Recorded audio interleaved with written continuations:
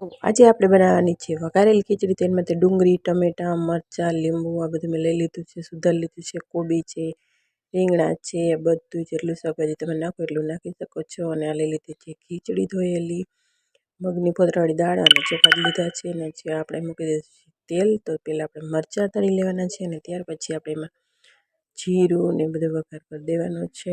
તો જીરું તતળી જાય આ રીતના પછી આપણે એમાં નાખવાની છે હિંગ 1 ચમચી.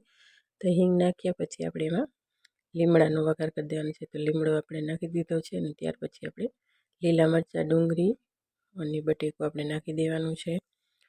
અને ત્યાર પછી આપણે એને બરાબર મિક્સ કરી લેવાનું છે. થોડીક વાર ચડી જાય ત્યાર પછી આપણે આદુ, મરચાં અને લસણની પેસ્ટ કરીને રાખી હતી એ નાખી દેવાની છે. ત્યાર પછી આપણે શાકભાજી જે સુધારેલા હતા એ આપણે એમાં ઉમેરી દેવાના છે અને તેને બરાબર મિક્સ કરી લેવાનું છે. આ રીતે આપણે મિક્સ કરી લઈશું અને ત્યાર પછી આપણે જે ધોયેલી ખીચડી રાખી હતી એ એમાં ઉમેરી દઈશું. આ રીતે આપણે એમાં બધી ખીચડી ઉમેરી દઈશું અને એને બરાબર આપણે મિક્સ કરી લઈશું.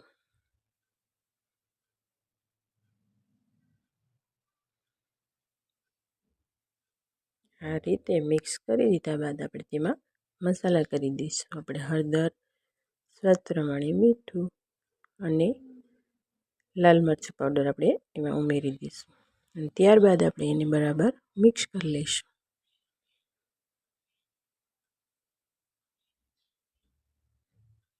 મિક્સ થઈ ગયા બાદ આપણે તેમાં 2 થી 2.5 ગ્લાસ જેટલું આપણે એમાં પાણી ઉમેરી દઈશું.